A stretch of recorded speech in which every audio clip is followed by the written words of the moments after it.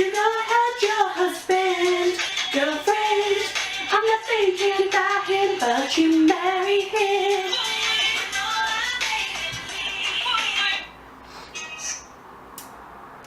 Anyway. Hey guys, welcome to today's video. Another Disney video. Like I've always said, these are some of my fave to film, so I'm excited. I thought, since I've been to Florida twice now, and actually 2 different people have asked me for Disney advice, like Disney booking and planning advice recently, and I realised that I have a lot of knowledge I want to impart onto people. Is that the right word? Impart your knowledge? You know what I mean. So I have some Disney World must-dos. Now these are things that I think like everyone should try once at Disney World. So don't worry if you can't fit them all into one trip. Don't like panic that these are like that you have to go and do them. I know it's called must-dos, but you know, these are just things that I think are amazing and really worthwhile and that really changed our trip, and looking back on our trips, these were the highlights. So yeah, I may have missed a few things, so I might end up doing a part 2, part 3, God knows what to this, because there's so much to be done at Disney World. And I also just want to say that this is in no order, so it's not like the first thing I speak about is the most important, you know. Can you see this tag? It's really annoying. I need to cut it out. Anyway, so my number 1 Disney World must-do is actually to eat at Ohana's. We didn't do this the first time, didn't even know it existed. Did it even exist back then? Probably not. I don't know. Let me know if Ohana's actually did exist in 2012. But we went last year in September, and we went to Ohana's, and honestly I wish we'd done it like 2 or 3 times in our trip. It is expensive, but I think it's worth every penny. The food was absolutely amazing. It's at the Polynesian Resort, which is a stunning resort, and if you can't, like us, afford to stay there, it's nice to just go and visit for the night and like still be there and in it and like experience it, because all the theming's amazing, and I just think it was worth every penny. We absolutely loved it. We said if we go back we'd 100% do it like a few times after there. So basically you can get what we did was we got the boat straight from Magic Kingdom across the water straight to the Polynesian Resort, and yeah, we had made a dinner reservation. Ours was actually at 8:30, which was perfect because it meant that we got to see the fireworks whilst we were there. So this is the big appeal of Ohana's. So you sit in the restaurant, it's all you can eat, the food is incredible. My God, I think it was the best food we ate whilst we were there. It was amazing. I will say take it slow because there's like so many courses and so much food, and we filled up quite early on because it was just so nice and we'd never been there before, and then we didn't have room for what was coming afterwards, and that was really sad. So just take your time.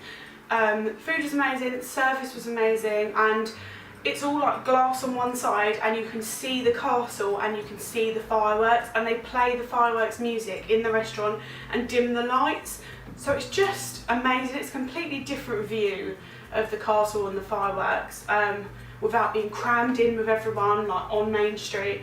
It's just amazing, and the food was just, I know I keep saying how great the food was, but my God, it was great. So my must-do has to be eating at Ohana's. I would definitely suggest in your trip to do at least 1 character meal. We did a few actually because we'd never done it in our first trip, and I loved them. They were some of my favourite experiences at Disney World. So we did breakfast at Crystal Palace with Winnie the Pooh and Friends, which I think was my favourite. I think if I was to book again, that would be the first one. I'd say absolutely yes, I'd do it. The restaurant itself is gorgeous. It's in Magic Kingdom. The characters were on top form. The food was amazing. The service was lovely. The seating was nice. So yeah, I definitely loved that one. But we also did a breakfast at the Grand Floridian.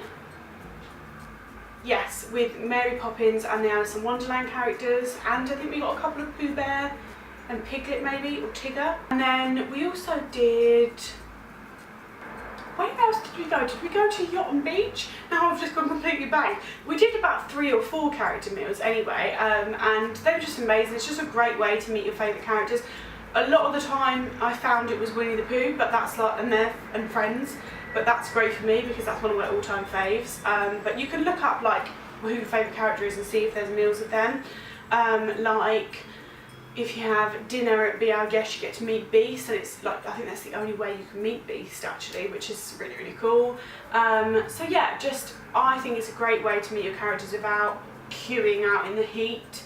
And also obviously they have to go in for breaks and stuff, whereas every character breakfast we went to, they were all like rotating, so there was always a character with us, which was lovely. In terms of rides, I definitely suggest you have to do all 3 mountains, which there are Space Mountain, Thunder Mountain and Splash Mountain. Splash Mountain's obviously like a log flume, like you get really wet, but in that heat it was amazing, and it's just a really good ride, and actually goes on for ages, so you feel like you're getting your queue amount out of it. So I mean, if you've queued for a while for it, it feels just because you're actually on the ride for a long time. Splash Mountain and then Thunder Mountain was actually closed when we went, but we went on it the first time we ever went and I loved it, so I was gutted when it was closed this time. It's a really good, like, bigger ride if you're into bigger thrills like we are. And then Space Mountain 2 is like a big thrill ride, but it's like inside, it's just unique. I don't think there's a lot of rides around that are like Space Mountain, and Space Mountain's like a classic for Disney, isn't it? So yeah, definitely do all 3 mountains. In terms of shopping, which we all know I love, I would definitely suggest going in World of Disney. It's like up there with my top 5 fave places in the world, because my god, it is like the size of my entire street that I live on, this one shop, World of Disney. It's huge, and it's got every thing you could want, every character on everything. Like, I just can't even explain it. If you want to go and watch my vlogs, watch my Disney Springs one, and I filmed in there, my god, it's just like nothing you've ever seen. That's where we got most of our souvenirs and gifts to bring home. I just love World of Disney.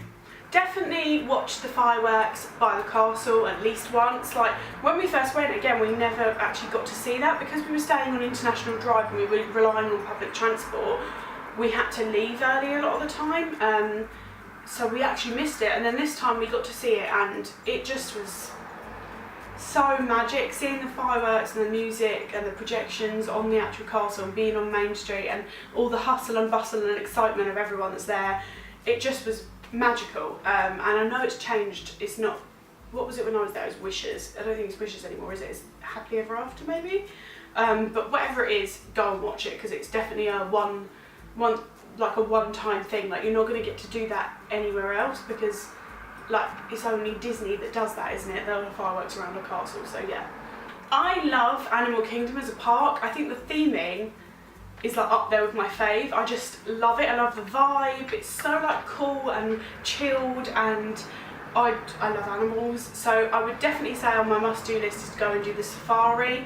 You get so close to the animals, and they're not in like cages, which makes me uncomfortable. I'm still like, I do have this moral battle all the time about even animals that are like in captivity there. I know they've got like a lot of space and it's like the best scenario other than being in the wild, but I just have that internal moral argument with myself. But the safari is incredible. How close we got to the giraffes was just amazing.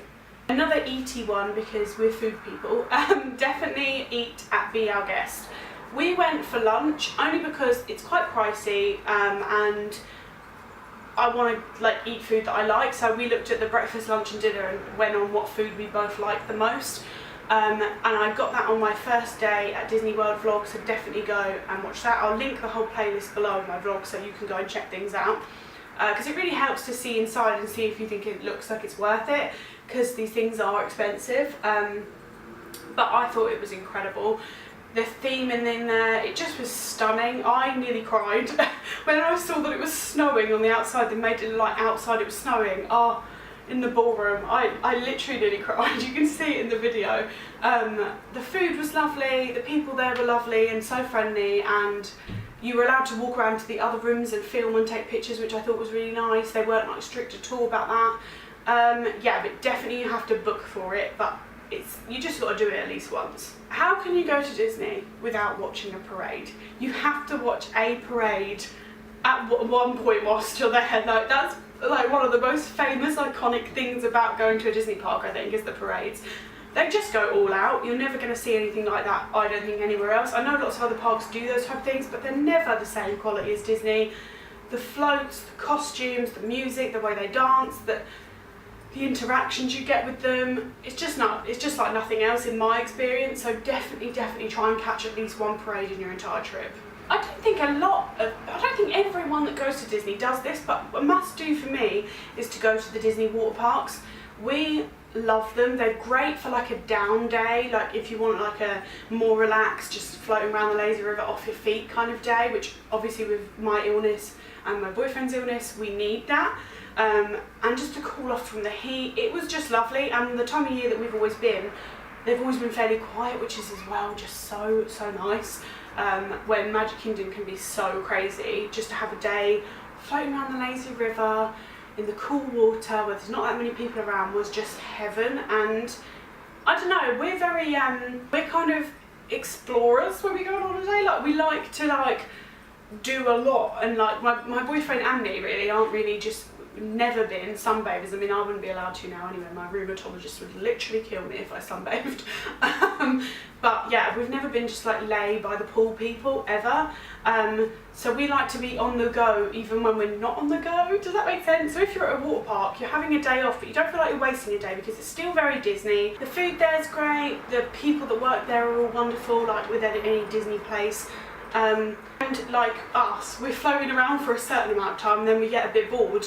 And then you've got water rides to go on. It still feels like you're getting your adrenaline kick. It still feels very Disney, but it also feels like you're getting a bit of a beach holiday in with a theme park holiday. Do you know what I mean? That's what I felt like.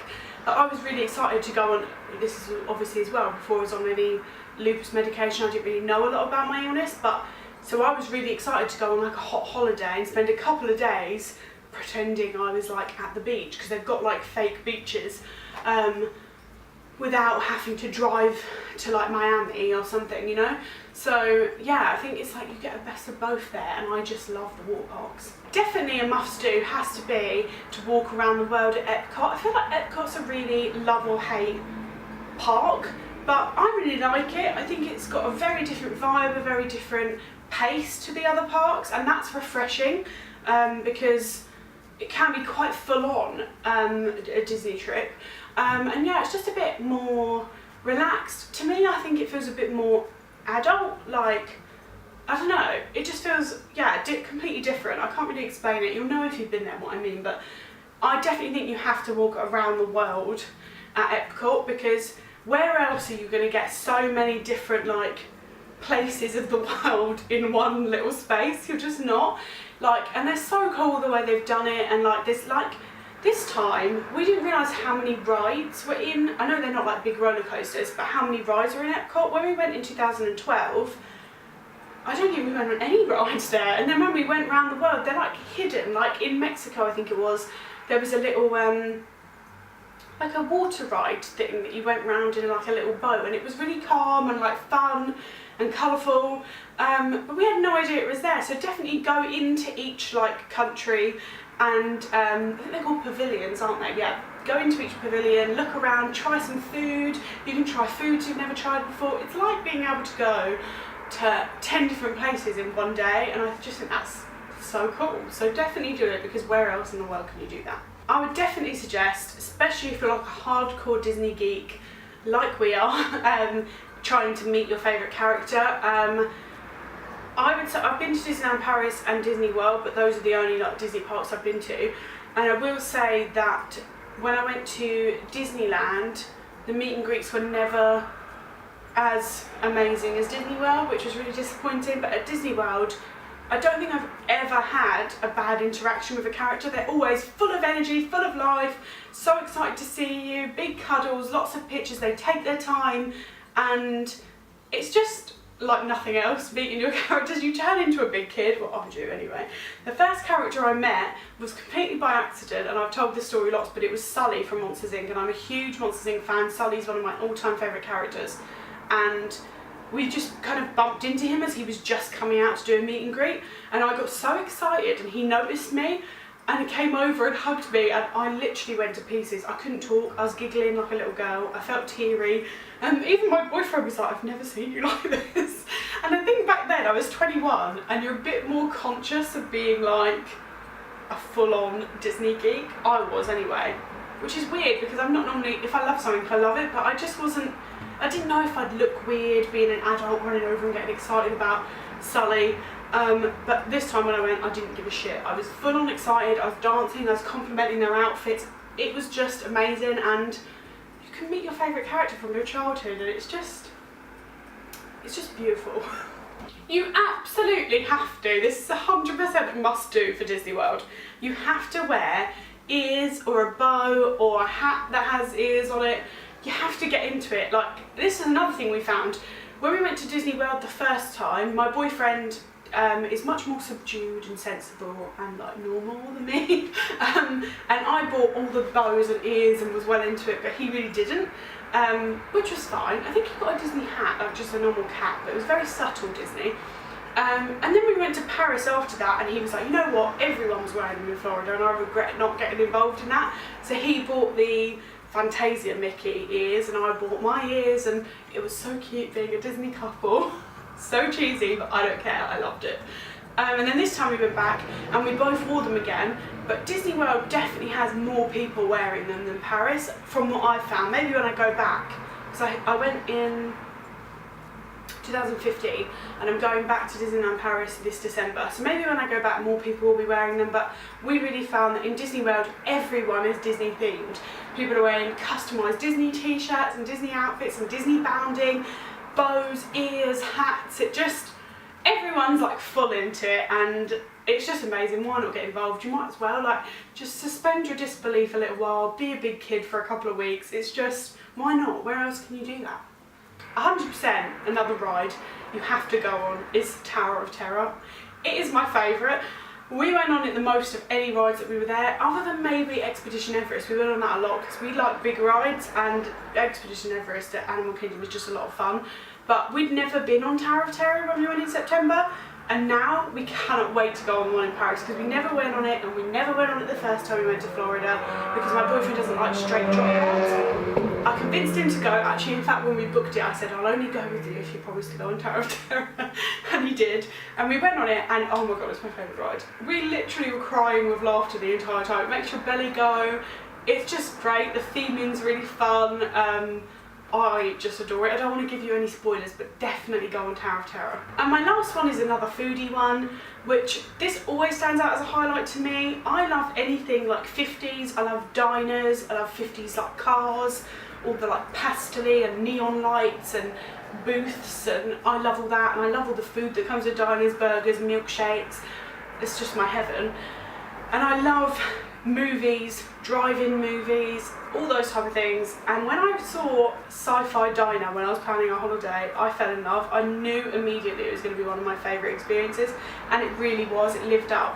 When you go in, it's like you're in a back lot of like a movie set, and then when you go into the actual place where you're going to eat, oh my god, it looks like you're outside at night and you sit in cars that are like 50s cars to watch, and there's a real movie screen, and it looks like you're in a drive-in movie, and they bring you food, and they did hot wings, which is like, you know, hot wings are my food of choice. Hot sauce in my bag swag. I adore it, and it was just amazing. Food was amazing, the service was amazing, the theming was incredible. I was grinning from ear to ear the entire time. It was so novelty and kitschy, which is so me. And I just think, again, you're not going to get anything like that anywhere else, so that is a definite must-do. So those are all of my must-dos for Disney World. I hope you've enjoyed this video. If you have, please give it a big thumbs up and subscribe to my channel. I upload 2 new videos every single week on a Tuesday and a Friday evening. We would love to have you here, and yeah, if you have got any other tips or things that you think are really must-dos, I know there's lots of people that have been there many more times than I have, please leave them below. You know, let's all help each other, and because it's really a lot to plan a Disney World holiday because there's so much there. So hearing what people think are like must-do things that have got experience there is really helpful. So yeah, let's all help each other. I love the Disney community. So yeah, I hope you're having a wonderful week, and I'll see you again soon. Bye!